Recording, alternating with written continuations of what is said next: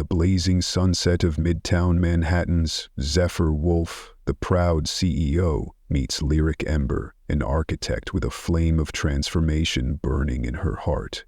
When passion clashes with ambition, a powerful force suddenly rises, wagering their futures and their hearts. What mystery awaits to be unveiled? As the last hues of sunset stirred a honey-gold glow across the proud steel towers of Midtown Manhattan, Zephyr Wolfe stood resolute in the boardroom on the 40th floor, his razor-sharp eyes fixed on the blueprints sprawled across the table.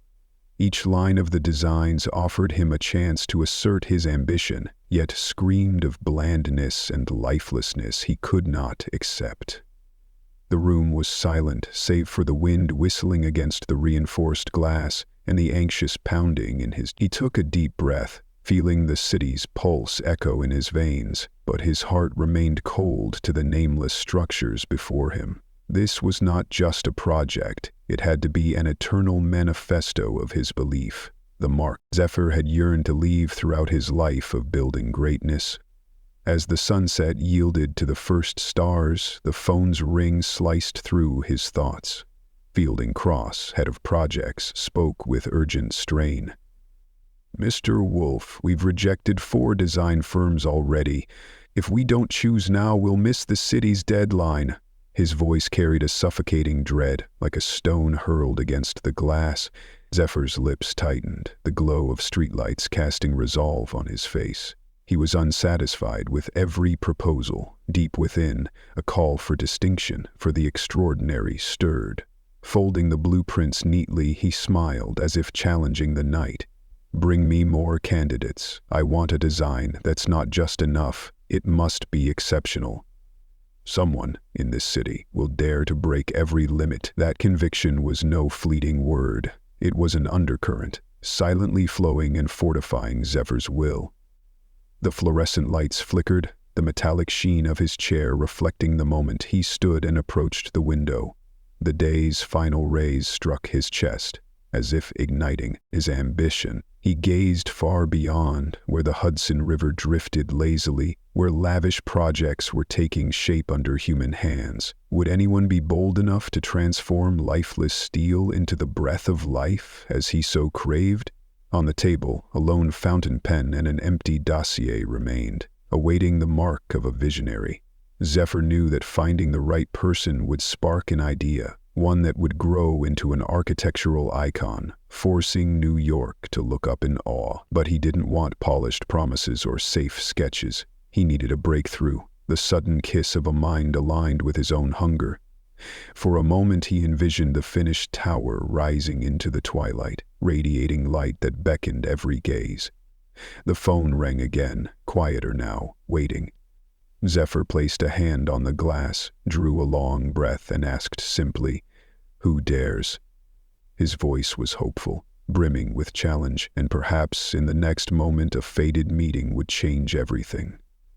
As night fell, he stepped forward, leaving behind not yearning but the memory of a vow to create an unforeseen legacy, turning every brick and block of concrete into his own story. Beneath the towering glass, streetlights twinkled like a river of stars, reminding Zephyr Wolfe that the first footprint had been pressed into the snow and an extraordinary journey had just begun. Under the dim flicker of fluorescent lights, lyric Ember stepped into the boardroom like a gentle breeze gliding through the stillness of endless tailored suits. Each step she took resonated like a symphony's rhythm, awakening the stifling space with a unique serenity.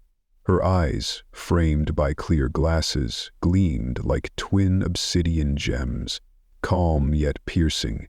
Her long hair, neatly tied at the nape, accentuated the tranquil elegance of her face, set against a minimalist coat. While all eyes were drawn to briefcases and dossiers, Lyric's presence brought the room's canvas to life. The oak table gleamed, the stark blueprints grew captivating, and the air seemed to stir with a curious hum. Amid the whirlwind of ambition and deadlines, she emerged as the first ray of light slipping through a crack, beckoning every sense to awaken and listen to a new melody. In that moment, Fielding Cross, the project's orchestrator, looked up, his laser-sharp gaze locking onto her. His hand tightened around the pen that had meticulously recorded every detail, faint creases on his brow betraying intense focus. No one dared to smirk at her arrival, for everyone in the room sensed an undercurrent of energy, serious yet exhilarating. After a brief greeting, she drew from her brown leather bag a thick dossier and 3 compact architectural models. Each model was a miniature masterpiece, crafted with precision. 3 spiraling towers intertwined around a courtyard blanketed in lush greenery, like a hand-woven tapestry softening cold concrete. Arched balconies evoking Spanish heritage, and baked bricks stacked like handwritten lines telling an unspoken story. Lyric placed each item on the table with care, as if guiding an audience through a play's acts, from a classical modern exterior to an interior flooded with natural light. The soft rustle of flipping pages fell silent, giving way to a space filled only with breaths and heartbeats. She introduced her design with a calm yet passionate voice. This isn't just a blend of past and future. It's a galaxy of architecture where each star, each form, shines uniquely. Every word struck steadily at the minds of those craving the extraordinary. The room sank into silence as Zephyr Wolfe, typically stoic, couldn't tear his eyes from the model. His gaze radiated an unfamiliar warmth, surprise mixed with admiration, as if he'd stumbled upon a secret map in an ocean of ideas.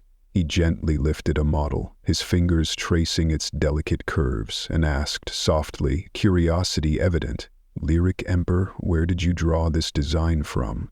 His voice was low, an invitation to unveil a hidden truth. She smiled, the golden light weaving through her hair, casting a glint of confidence in her eyes. "From the city's breath and my family's memories, where my father carved wood leaving its raw scent in every plank," she replied, her voice warm and resonant. In that quiet moment, Zephyr's cold calculations dissolved. Instead, he felt the city's pulse, infused with human soul through each structure. Like the opening note of a symphony, he set the model and dossier down, his eyes lingering on every detail before a faint smile emerged. "I think we need more than one meeting. I want to discuss this further." That encouragement was more than an offer of collaboration. It hinted at a new chapter for the project and their hearts. In that instant, the room seemed to shut out the clamor beyond, making way for the first echo of a duet between vision and inspiration, between Zephyr Wolfe and Lyric Ember, setting the stage for destiny.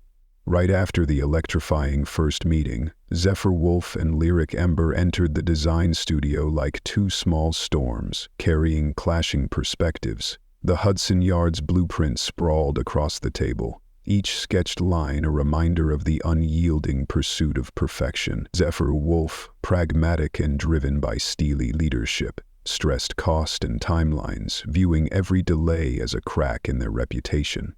Meanwhile, Lyric Ember, artistic and fiercely principled, championed a humane design, one that evoked emotion and fostered community. Morning meetings stretched into tense standoffs, the air taut like a violin string. Fielding Cross occasionally shrugged, scribbling hastily in his notebook, his shoulders trembling under the dual pressure of project completion and conflict mediation.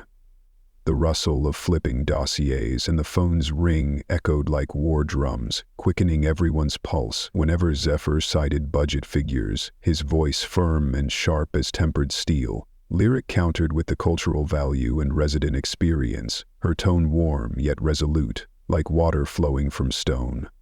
Their opposition sparked a yin-yang charge, igniting new brilliance in the drafts. Tensions escalated as they raced on the track of ideas. In one late-night meeting under flickering fluorescent lights, Zephyr tapped the blueprint, declaring the arched brick design would exceed cost. Lyric shot back, "Without it, the building is just soulless concrete." Her words rang in his ears like a warning bell, both a challenge and an invitation to dialogue. The conflict peaked when they nearly clashed across the table, only halted by Fielding's shout, reminding them of their shared goal. Amid the chaos, their professionalism held firm. Zephyr never forgot a courteous greeting, even when late, and Lyric offered polite smiles despite the strain. Their sharp exchanges didn't drag them into resentment. Instead, they forged mutual respect, like two underground rivers forced to flow parallel, forming a greater stream. The rift between logic and emotion gradually closed with understanding. He valued her ability to breathe life into blueprints, and she respected his strength in discipline and principle. During an outdoor meeting by the river, as cold winds whipped through iron railings, Zephyr listened silently as Lyric wove the city's story into her design. The surrounding sounds seemed to pause, leaving only human breaths mingling with the city's pulse. Together, they walked the waterside path, watching the day's red glow reflect off brick walls. Here, the line between heart and mind blurred. They realized conflict was a catalyst for transcendent creativity. From those heated debates, a quiet friendship bloomed. Lyric shared hand-drawn sketches with him, while Zephyr sent late-night emails of encouragement. The fire of their clashes warmed the hearts of two souls once encased in the ice of ambition. A bond forged in the crucible of ideological battles promised a solid foundation for future collaboration. On a Brooklyn morning brushed with pale sunlight stretching across the sidewalk, Lyric, Ember, and Zephyr Wolfe slipped into a small cafe, delicate as a dewdrop on a crimson leaf. The rough brick walls pulsed with life under warm golden lights. The cafe hummed quietly, like the prelude to a symphony, with the espresso machine's soft chirps mimicking a gentle drumbeat, and the aroma of freshly ground beans rising like an invitation to return to roots.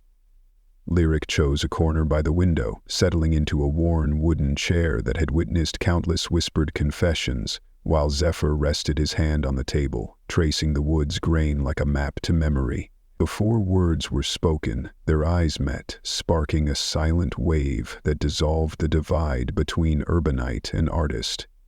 As steaming sandal, nails, and a dapper aristocracy stepped out of the black cab and stole silently to safety. Coffee cups arrived, tendrils of vapor curled like a fairy tale mist. Lyric smiled, her voice warm as a stream gliding over stones.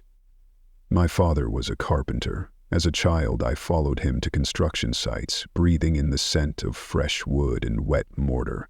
Every plank, every brick held an untold story. Her words poured softly into the space, lending a rustic hue to the steel beams outside. Zephyr sipped his coffee, the bitter-sweet tang swirling in his throat, as if tasting a fragment of human soul. In that moment, he was no longer the commanding CEO amid concrete seas. He was a wanderer, eager to uncover the stories within each structure.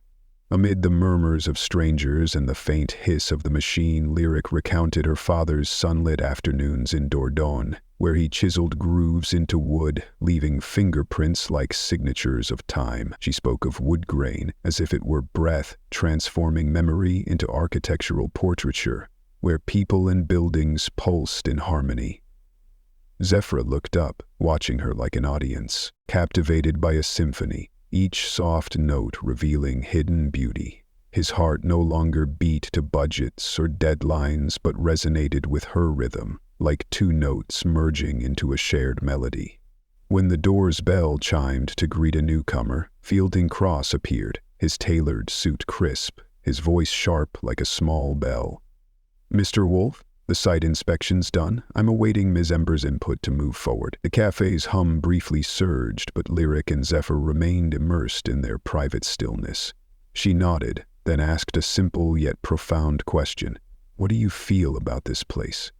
Zephyr glanced at the bustling street, where an old building across the way was being restored, its window frames now clad in fresh brick brown, and turned back, saying softly, "This place tells a story of past and future, of faith and hope.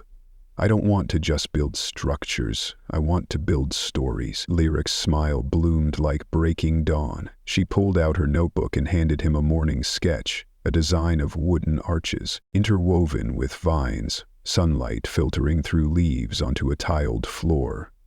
"This is what I envision for the project," she said, her eyes alight.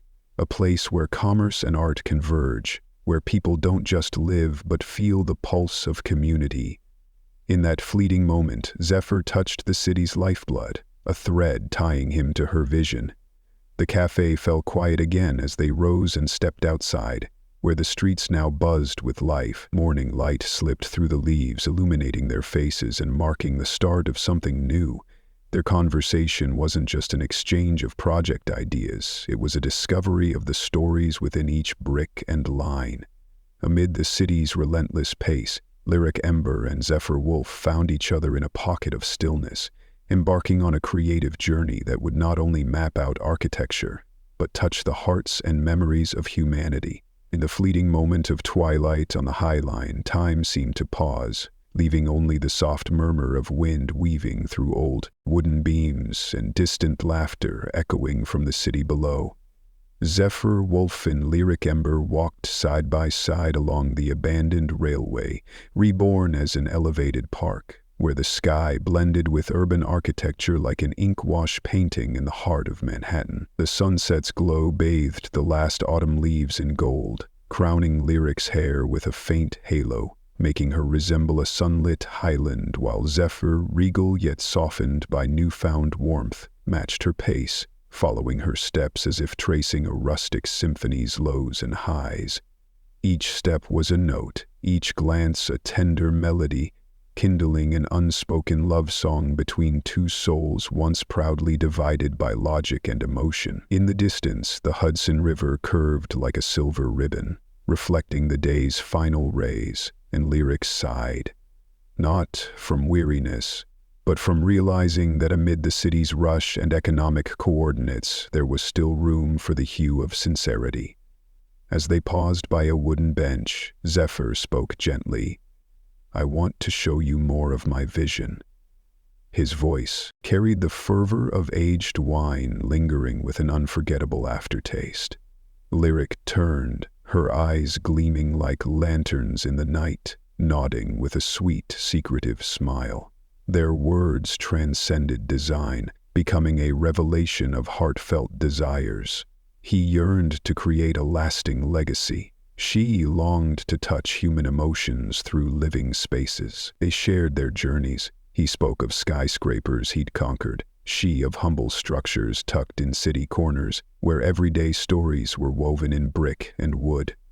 The autumn breeze stirred, scattering golden leaves around them like whispered memories. Zephyr reached into his coat, pulling out a small velvet box that shimmered in the sunset.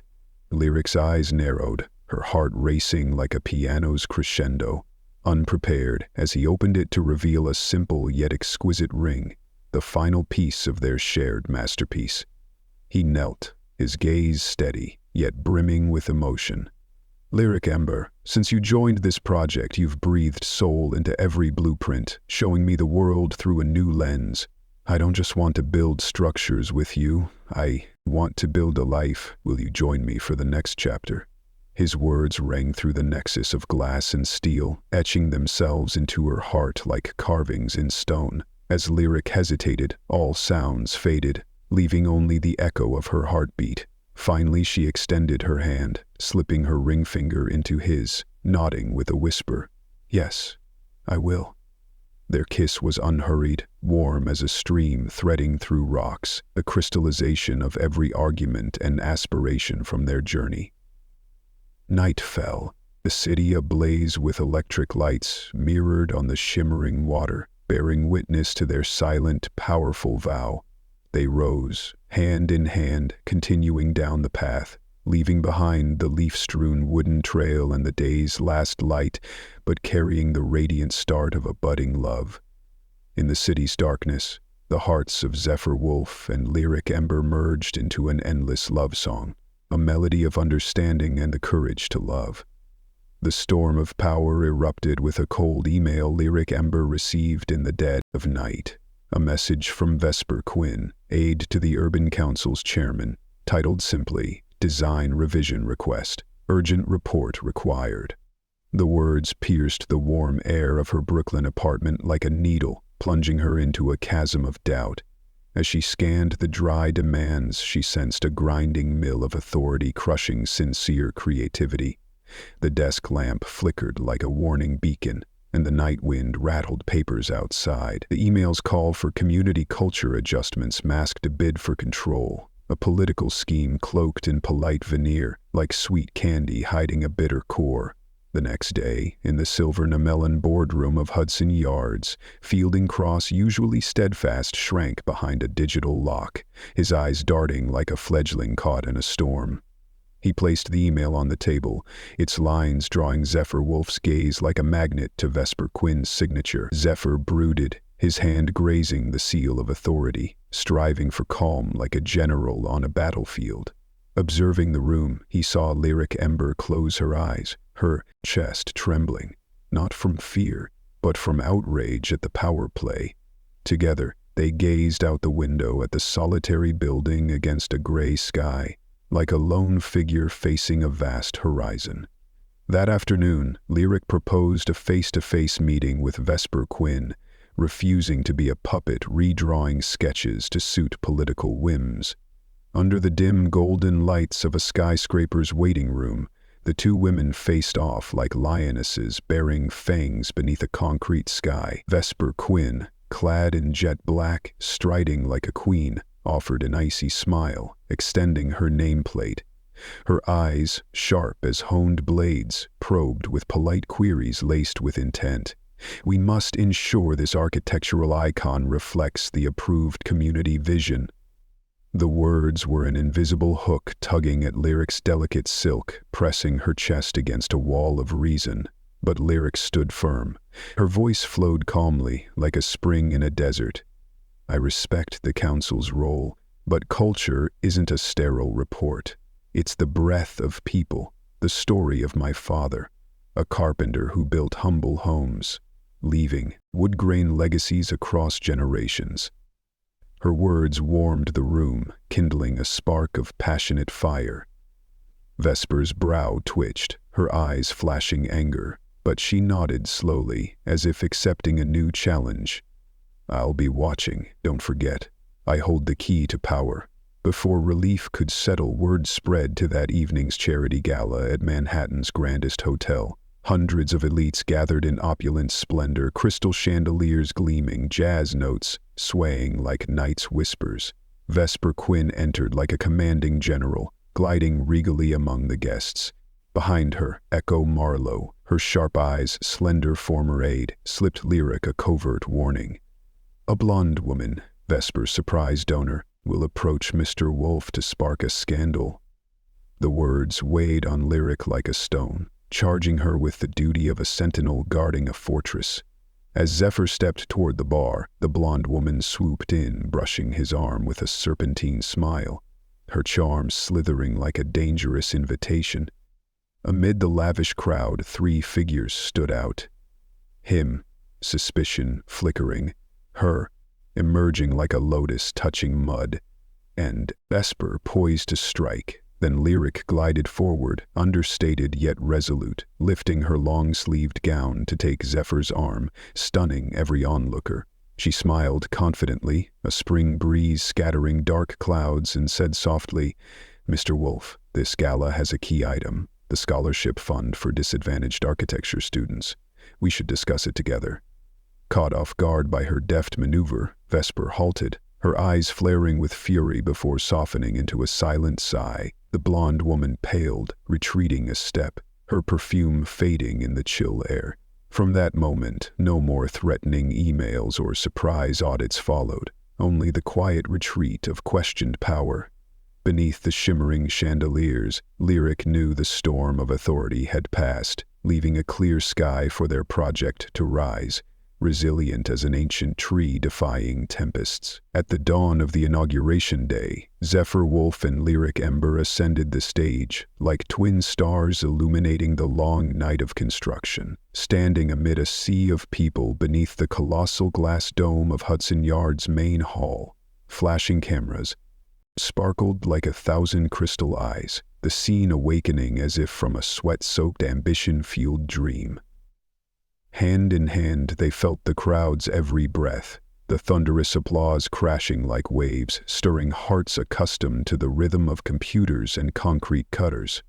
Amid the admiration and cheers, Zephyr, confident, his warrior stride unwavering, smiled like the break of dawn, his eyes reflecting lyric as a sun in a new era's sky. As the microphone hummed, the introduction of the Elvida project echoed through the space, tied to the name they'd painstakingly chosen. Elvida, meaning life, is proof that the most enduring structures are built from the heart, not spreadsheets. The speech became a fierce manifesto, resounding off concrete walls and reinforced glass, punctuating a journey of passionate creation. Each syllable was a brick laid on a foundation of hope, forging a corridor of light for those who believed in inspiration's power. Reporters clapped, lenses panned to the couple, capturing the moment two souls turned vision into reality. Lyric stepped back, waving to the audience, her hair shimmering like golden threads in the morning light. She felt warmth radiating from Zephyr's firm grip, a silent vow to nurture every untold story together. Below the stage, Fielding Cross, who had guarded timelines and budgets, held up a progress chart, his smile radiant as he saw the project not only on time but exceeding all expectations. The crowd roared, and in that moment no one dwelled on deadlines or profits. All were swept up in a grand tale of love, creativity, and resolve. After the ceremonial red ribbon was cut, Zephyr and Lyric stepped into the interior corridor, where terracotta tiles glowed with homeland warmth, and green vines swayed under high ceilings like a miniature tropical canopy. All eyes followed them, their steps ringing like a silent symphony, commanding attention from towering heels to crisp hems. In the curving hallways they shared a quiet knowing glance, a reminder that this journey was not just a project's triumph, but proof of a philosophy. When passion meets skill, the greatest works rise like mushrooms after rain. That evening, Zephyr and Lyric left the dazzling scene, hands still clasped, the echo of applause lingering in their ears. They returned to their small Brooklyn home, where Lyric had designed every garden nook and sunlit window.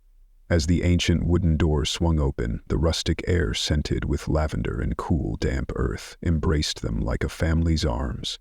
Dozens of cardboard boxes stood stacked, each brimming with memories and the first belongings of their new haven. A warm, golden lamp flickered on, illuminating dark-grained wooden walls where Orion Pax, their young son, played with a toy car. His babbling laughter burst like a joyful melody, dissolving the day's fatigue.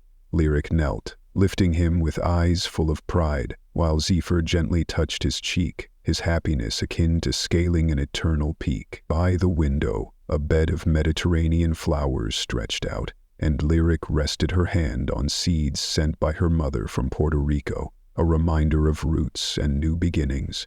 In the tranquil Brooklyn night, their small home shone like a guiding star for the future, where every laugh, every dust-laden step, and every warm breath wrote the next chapter of life.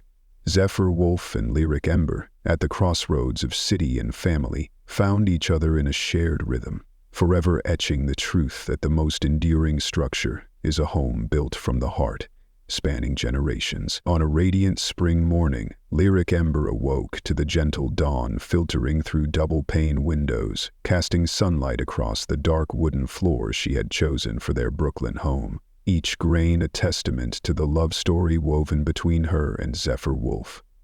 Across the bed, Zephyr stirred from a sweet dream, his hand resting on her belly, feeling the tender pulse of a new life promising to bloom. The air was still, delicate as silk, filled only with their steady breaths and the rustle of leaves outside, syncing their hearts to the rhythm of a new season.